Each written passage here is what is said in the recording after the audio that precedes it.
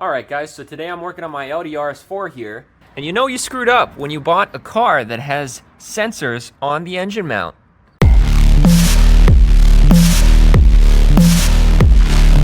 So here behind me is my 2007 Audi RS4, and we have a big problem. There happens to be a large hole in the block, and not just here.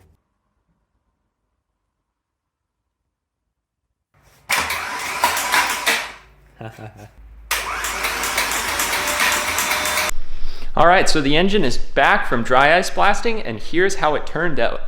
So because I purchased this engine from North Carolina, it's from the east side, there's quite a bit of rust on various parts. I'm going to go ahead and swap these rusty looking engine brackets as well as the variable valve timing solenoids here and there. I've kind of got some parts that I'm going to install from the original motor just stacked on top of it for now, but I've already swapped over the alternator and the starter and the harness for that because the wrecker decided it would be a great idea to just chop everything. This is the back side, quite clean. So I'm just going to do some basic parts replacements on this. We're going to replace the oil filter, we're going to do the valve cover gaskets, we're going to do intake gaskets, you know, everything that we took off, exhaust gaskets, new nuts, new hardware. I'm going to be cherry picking any better components that I have here from the original motor to install onto the new one. Because we had such a catastrophic failure, what I didn't show was I had to separate the intake manifold into two pieces to properly clean out all the metal shrapnel that had deposited into the plenum. But this gives you a pretty cool look into the RS4's intake manifold. It's quite a neat factory piece. So one thing that's common with these RS4s is that the intake flappers screws can sometimes come loose and fall out into the engine, thus rendering your B7 RS4 a very expensive paperweight. So that's not exactly what happened to my RS4 engine. I'm going to end up sending my direct injectors out for testing because I'm suspect on the cylinder that failed. Here lies the transmission for the RS4. So I'm going to be using my clutch from the original car that had been replaced already. And unfortunately I have to swap over the wiring harness. The harness was damaged in a fire, but the fire was in the rear of the car. So the dry ice blasting ended up costing me about $850. The nice thing is because it's dry ice, you can blast the intake valves while they're open. The only thing you have to worry about is the debris going down into the piston, but since it's carbon and water, the water is either going to evaporate or it's going to go down into the oil pan, in which you want to do an oil change, which I will be doing. Intake's together, cleaned up, ready to go on, but I have some stuff in the valley to worry about first.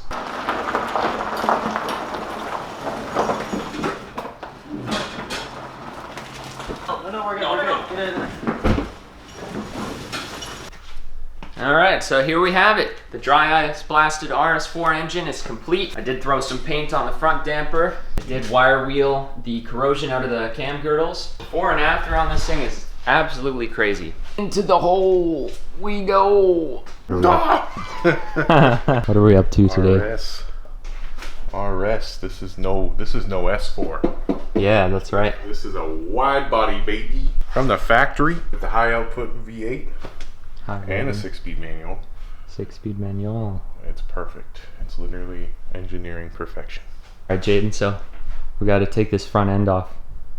Oh, great. That's my favorite. It's not too hard, actually. No? I only put like 3 bolts in. Oh, okay, cool. So it's just, it looks hard, but it's not. Yeah. Doing, Jordan. Okay, we're going to take the front end off. We're going to take the bumper off. And we're going to lower the car down as much as possible. How's the frame? Looks good. Come down, go down.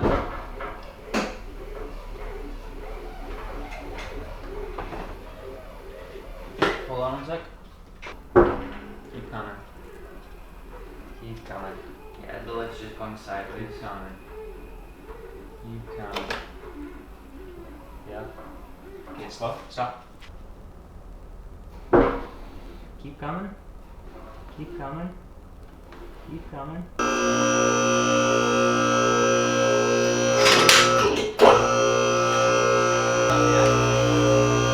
Okay, the engine's going up. All the orange shiny things, that's like bearing material. and burnt up and chewed out. Did you get it?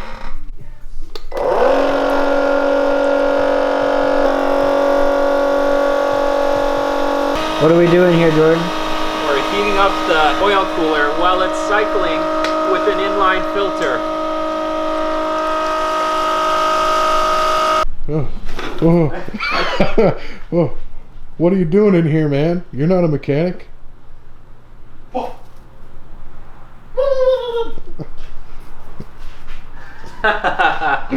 So, on to the normally scheduled program here. Yeah, so just dropped the pan on the RS4 because a pallet nail put a pinhole leak in this oil pan, and this is all pasty metal. So this could be just because this oil drain is kind of up higher. This could be from when the engine broke in, but definitely mildly concerning because it's quite thick. I don't see any chunks of destruction, but you know, there's quite a lot of this Paste. Yep. Here. Oh.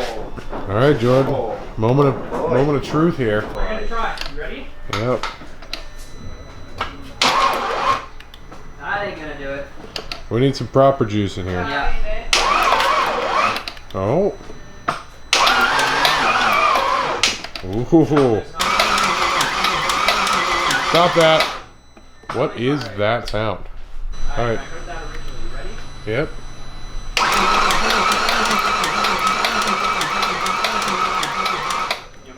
This is attempt number 3.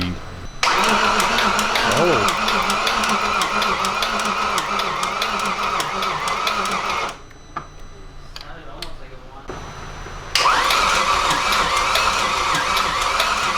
It's like it wants to, but it doesn't.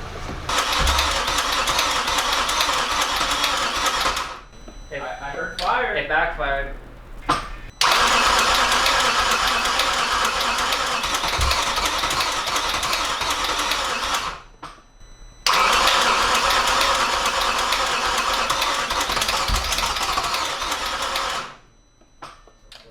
So close there.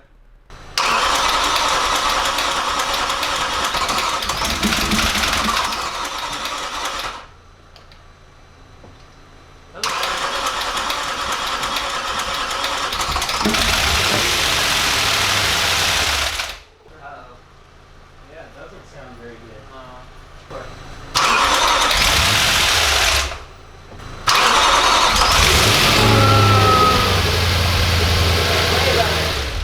Way better. We just had to quiet down. Yeah. Should I try again? Yeah, go for it.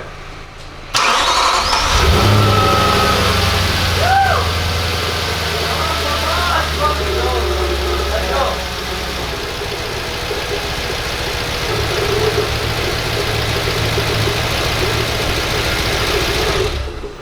Oh, yes! Haha!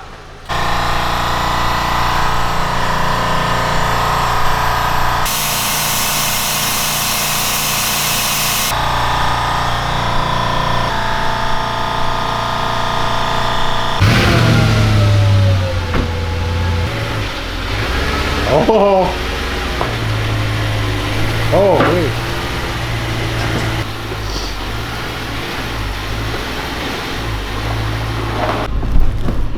Okay, Jordan, no ripping it. All right. For people watching at home, we have insurance. Yeah. Oh, wait, I feel it has power, though. I feel it has power. Oh, how does it feel? Good. Really smooth, this guy.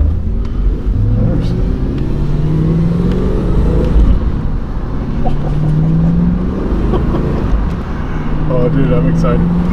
I just sent the video. Oh, I wasn't ready. I wasn't ready! Oh. Alright, I want to drive it. What do you think, Jordan? Yeah, it's amazing. It's super good.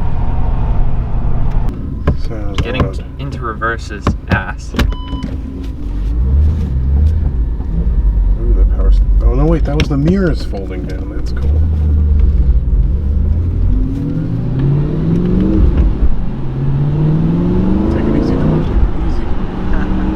4.2. They, very good. I know. This is a car. Yeah.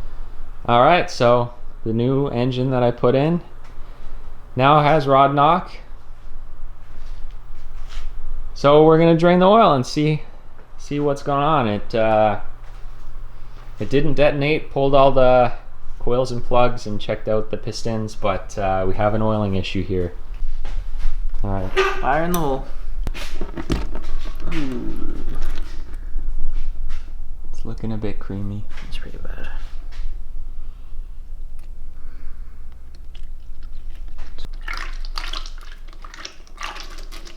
Yeah, surprisingly no huge chunk of anything really. So here we are again with the RS4 back at square one, where I have a blown up engine. So at least this time there's not a rod through the block, but it's never good when you just spent $10,000 on a new engine, put it all in the car, and within 100 kilometers the thing starts knocking. So I guess I'll run through basically what happened. So I ended up getting about 3 hours of runtime on this engine before it started knocking. So I'll run through basically what I did with the car. So originally, after we heat cycled it, that was about an hour of running, and then I took it for a drive at midnight when my insurance permit was valid. Basically back home, drove it to work the next morning, and then after work I started and idled the car for about 30 minutes to get it warmed up before bombing over the bridge and then meeting up with some buddies in a parking lot to go cruise out to Mission, Silverdale for some gas. We did that, and at this point I hadn't done anything crazy with the car. The most I had gone into the throttle was about 50-60%. Did get up in the higher RPM, but never went past 6,500. Got the tank almost completely empty, and then filled it up with a full tank of Shell 93, which has a little bit of ethanol content. Then, once I had driven down the road enough, I began doing the full throttle pulls, and I did about 5 or 6 consecutive full throttle pulls. Everything was fine. There was no detonation. Just started cruising down the road at 100 kilometers an hour for pretty much exactly 1 kilometer. And I started to hear a noise at the end of that 1 kilometer, almost like a squealing or a knocking. As soon as I heard that, the car went in neutral. I coasted as much as I could. Couldn't quite get to the next gas station to pull over, so I did put it back in gear. The noise got a hell of a lot worse. Got enough inertia to coast the rest of the way into the gas station. And that's where you're gonna see this clip of the engine starting up after, with me at the front trying to identify the noise. Yeah, go for it. Yeah, stop it. The engine blew up. No fucking way. So before I rip into this, we've got a few theories here. So theory number 1, the engine was already damaged. I did buy this engine from a wrecker in North Carolina. That car was insurance write-off for fire damage. So the rear of the car had caught fire, the gas tank area. And, yeah, so I was a little bit skeptical about that. Theory number 2 is I should have flushed the oil after idling the car due to potential leftover moisture from the dry ice blasting. So when I got the engine back from dry ice blasting, I did have some oil that I had put in there prior. When I had the spark plugs out, I kind of fired the engine up as much as I could to try and get some oil flowing. It wasn't really enough, but you know, it was an extra step. Now, when I got the engine back from dry ice blasting, I did drain the oil, and I noticed there was a lot more oil than was originally put in. So originally I put after I completely drained it, put like 5 liters in, and probably double that came out. Now, the weird thing about that is just now, I measured the oil that I took out, and I put in exactly 8 liters, and I got pretty much exactly 8 liters back out. And the final thing that it could possibly be is lack of oil pressure on startup. So as you guys did see, the startup was not a happy time for this engine. I started it up 3 different times for, you know, a few seconds at a time, where the engine clearly had no oil pressure whatsoever, and it sounded awful. So possibly that, you know, did enough damage where I could drive the car, you know, not super aggressive and it was still intact, but as soon as I got the oil hot enough and then did, you know, 5-6 consecutive pulls in a row and then just started cruising is when it was like, I'm done with this. So right now I'm about to commence a complete teardown of the car for the second time. And yeah, it sucks, but you know, my fingers are crossed that the engine is savable. I shut the car off as soon as I could. I didn't see any huge chunks in the oil. It's probably, any damage has probably made it to the oil filter. So yeah, the plan is now to drop the engine and transmission and subframe and exhaust, all of that once again. And I'm gonna put the engine on the stand and we're gonna flip it over, tear into the bottom end and see what we can find. And I might end up doing some extra, you know, maintenance, maybe do the cam chain tensioners, replace the adjusters. So now that I am so well versed with pulling this Audi 4.2 out of my RS4, we're gonna get more well versed and we're gonna do a time trial today to see how long it's gonna take me to drop this whole drivetrain once again.